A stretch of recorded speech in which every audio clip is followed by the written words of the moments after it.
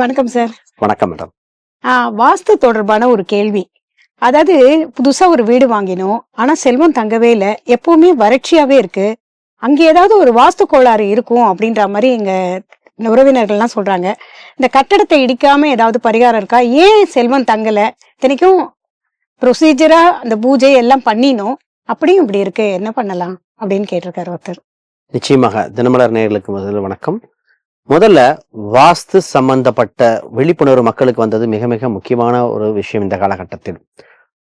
வாஸ்து கட்டடத்தை சரி செய்யாமல் வாஸ்து சரி செய்ய முடியுமா? நிச்சயமாக 100% செய்ய முடியும்.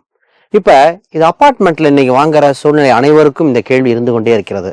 அபார்ட்மெண்ட் இருக்குதுங்க, ஒவ்வொரு திசைகள் மாறி மாறி வருது, நாங்க என்ன பண்றது? இது மெட்ரோபாலியன் சிட்டி, ஏன் ஈவன் கிராமத்துல கூட இந்த மாதிரி கேள்விகள் வர ஆரம்பிச்சது. முதல்ல ஒரு மனிதனுக்கு பொருளாதார ரீதியாக தங்கக்கூடிய அம்சம் இருக்கா அப்படின்னு பார்க்கும்போது, முதல்ல அந்த வீட்டின் வடகிழக்கு மூலை வளர்ச்சியும் தனவிருத்தியும் சொல்லக்கூடிய மிகப்பெரிய அம்சம். அந்த மூளை கெட்டு இருக்கா அப்படின்னா கிராஸ் ஆகிருக்கா, வெட்டுப்பட்டு இருக்கா, அந்த இடத்துல வேற ஏதாவது மேடுகள் வருகிறதா என்ற இந்த விஷயங்கள்லாம் பார்க்கணும். அடுத்தது நைருதி அப்படிம்பாங்க, இன்னொரு குபேரை மூலை அப்படின்னு ஒரு சில வட்டாரப்பாக சொல்றது. அது வேற ஒன்றும் இல்லை, தென்மேற்கு மூலை. தென்மேற்கு மூலையில் பள்ளம் வரக்கூடாது, கழிவறைகள் வரக்கூடாது, அந்த இடத்துல நீர்நிலைகள், தொட்டிகள், பள்ளங்கள் வரக்கூடாது. இது மாதிரி வராமல் இருந்தால் அங்க செல்வ கடாட்சம் வரக்கூடிய அம்சம் உண்டு. சரி, இப்ப கேள்வி, வாஸ்துப்படி அமைச்சிட்டோம், இருந்தாலும் தவறு இருக்கு, இடிக்காம என்ன பண்றது? நிச்சயமாக அதை பண்ண முடியும். எக்ஸாம்பிள் சொல்றேன் பாருங்க.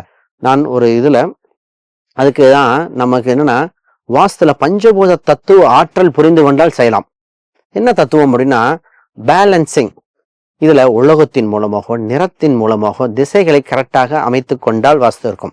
முதல்ல வாஸ்துன்னு என்ன தெரியுங்களா? பஞ்சபூத தத்துவம் இருக்கணும், திசைகள் கரெக்டா இருக்கும், நீள அகலம் கரெக்டா வரணும், குழிக்கணக்குன்னு சொல்ற சாஸ்திரங்கள் வரணும். இப்ப வடகிழக்கு மூலை கட்டியிருக்கு, அதுக்குண்டான மெட்டல் ஸ்ட்ரிப் என்ன, அதுக்குண்டான குறியீடுகள் உலோகங்களை பயன்படுத்தினால் வாஸ்தை சரி செய்ய முடியும். ஒரு உதாரணத்துக்கு தென்மேற்கு மூலை, தென்மேற்கு மூலையில வாஸ்து குறைபாடாக இருக்கிறது, அது சரி செய்ய வேண்டும் அப்படின்னா மஞ்சள் நிறத்தில் உள்ள ஒரு பானை போன்ற அது போன்ற உருவத்தை அங்க வைத்து சரி செய்ய முடியும். இல்ல கடவுள் வழிபாடாக வைக்க முடியும். அப்ப கடவுள் குறியீடுகள், உலோக குறியீடுகள், குதிரைகள். இப்ப சவுத் வெஸ்ட், சவுத்துல ஒரு ப்ராப்ளம் இருக்கு, இதே சவுத் ஈஸ்ட்ல ப்ராப்ளம் இருக்குன்னா குதிரை வடிவத்துல வச்சு இரட்டை குதிரை, 7 குதிரைகள் இது போன்றெல்லாம் வைத்து பண்ண முடியும். அப்ப ஒரு கிச்சன் அறைகள் இது போன்ற இருந்ததுல அங்கே கிரீன் கலர் மார்பிள் கல் போட்டு வாஸ்து இடிக்காமல் கட்டப்பட்டது. அங்க தனதானிய விருத்தி ஏற்பட்டது. இப்படி பண்ண முடியும். ஃபர்ஸ்ட் நீங்க கேட்ட கேள்விக்கு உண்டான பதில் என்னன்னா, ஏன் ஒருத்தங்களுக்கு தனவிருத்தி இதாகுதுன்னா, அந்த வீட்டில் இருக்கிற வாஸ்துவை சரி செய்ய வேண்டும் ஒன்று. இன்னொன்று, அவருக்கு அந்த வீடு செட் ஆகாம இருக்கும். ஒரு ஆண் ஒரு வீட்டில் தேர்ந்தெடுக்கிறார் என்றால் அவருக்கு தலைமகன், தலை குடும்பத்தில் இருக்கிற ஆணோ பெண்ணோ அவங்களுக்கு அந்த வீடு செட் ஆகுதா? ஒவ்வொருத்தருக்கும் ஒரு வீடு தான் செட் ஆகும். குறிப்பாக ஒரு மேசராசி அப்படி இருக்கிறாங்கன்னா அவங்க வீட்டு அருகில் கவர்மெண்ட் குவார்டர்ஸ், ஒரு டிராவல் சம்பந்தப்பட்ட இருக்கிற இடமாக இருக்கும். இப்ப ஒவ்வொரு இதுக்கும் இப்படி வந்துகிட்டே இருக்கும். அப்ப அந்த இடம், வீடு எல்லாமே சேர்ந்துதான் வாஸ்துவாக வருகிறது. அப்ப இப்படிதான் ஒரு பில்டிங்னு அவங்க கட்டிடுறாங்க. அதுவும் வாஸ்து பார்த்து தான் பில்டர்ஸ் கட்டுறாங்க. இருந்தும் இந்த மாதிரியான சிக்கல்கள் இருக்கு இல்லையா? இதுக்கு ஏதாவது ஒரு வகையில பரிகாரம் மாதிரி இருக்கா? நிச்சயமாக. இப்ப ஒரு கட்டடத்தில் கட்டியும் வாஸ்து குறைபாடு இருக்குன்னா வீட்டுக்குள்ள மட்டும்தான் வாஸ்து நினைக்கிறோம், வீட்டுக்கு வெளியும் வாஸ்து இருக்கு. அப்ப அது வீட்டுக்கு வெளியே வருகின்ற வாஸ்து என்ன சொன்னா, தெருக்குத்து, தெருமுனை வருகின்ற அம்சத்தை பார்க்கணும். இப்ப வீட்டுக்கு வெளியே தெற்கு பக்கம் பள்ளம் வருகிறதா? அப்ப அதையும் பார்க்க வேண்டியது இருக்கு. இதோட முக்கியமா வடக்கு பக்கத்தில் கோயில் வரக்கூடாது. வாஸ்து சாஸ்திரப்படி அவங்க வந்தால் வளர்ச்சி இல்லை. இன்றைய காலகட்டத்தில் பெண்கள் எல்லாம் வேலைக்கு போக ஆரம்பிச்சிட்டாங்க. அப்ப தென்கிழக்கு மூலையில் டாய்லெட் வரக்கூடாது. பொதுவாங்க வாஸ்து எதுக்கெல்லாம் பார்த்து சரி பண்ணலாம் அப்படின்னா, ப்ரொஃபஷனல் பேஸ் பண்ணி போலாங்க.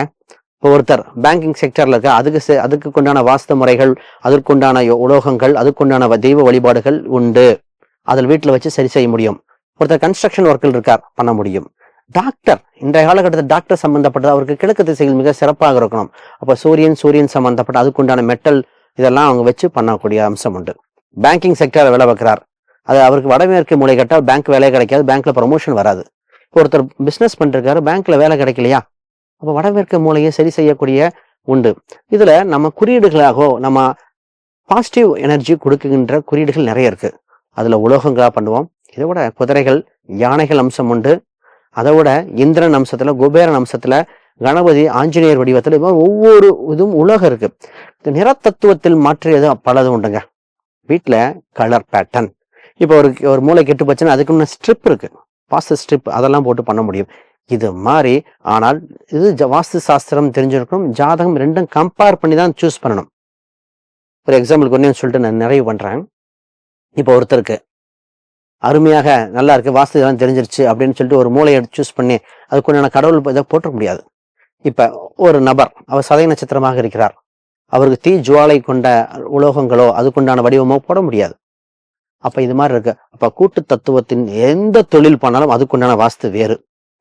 அப்போ ஒரு வீடுக்கு உண்டான வாஸ்து வேறு, அந்த ஏரியாவுக்கு உண்டான வாஸ்து அனைத்தும் கம்பேர் பண்ணி பார்க்கும்போது தான் 100% பர்ஃபெக்டாக வருகிறது. அப்ப ஒரு துளியும் இடிக்காமல் பண்ண முடியும். இப்ப வந்து கலர்லாம் அடிக்கிறாங்களே, கலர் தெரப்பின்னு ஒண்ணு இருக்கு. வீட்டுக்கு கலர் அடிக்கிறது கூட நம்மளோட அந்த வாஸ்து படியில ஏதாவது வருமா அதுல?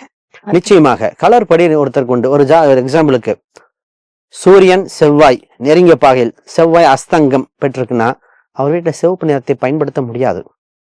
ஒரு ஆண் ஜாதகத்தில் நாங்க பார்க்கும் பொழுது குரு அஸ்தங்கம், அவர் ஜாதகத்தை பார்க்கும்போது அவங்க குழந்தை சம்பந்த பாதிப்பு, அவர் வீட்டில் மஞ்சள் நிறத்தை பயன்படுத்தும் போது சிறப்பாக இல்லை. அப்ப பாதிக்கப்பட்ட கிரக கடவுள் தத்துவத்தை பயன்படுத்த முடியாது. புதன் அஷ்டமாதிபதியோ பாதகாதிபதியோ வந்தால் அவங்க வீட்டில் பச்சை நிறத்தை பயன்படுத்த இயலாது, நரம்பு சம்பந்தப்பட்ட பாதிப்பை கொடுக்கின்றன. அப்ப கலர், நிறம், காற்றோட்டம், வெளிச்சங்கள், பஞ்சபூத தத்துவங்கள் அனைத்தும் பேஸ் பண்ணி தான் பண்ணணும். நிறங்கள் மன விஷயத்த உண்டு, ஒவ்வொன்றுமே எனர்ஜி, அந்த எனர்ஜி ஃப்ளோவை கரெக்டாக பேலன்ஸ் பண்ண வேண்டியது நமக்கு மிகப்பெரிய முக்கியமா இருக்கு.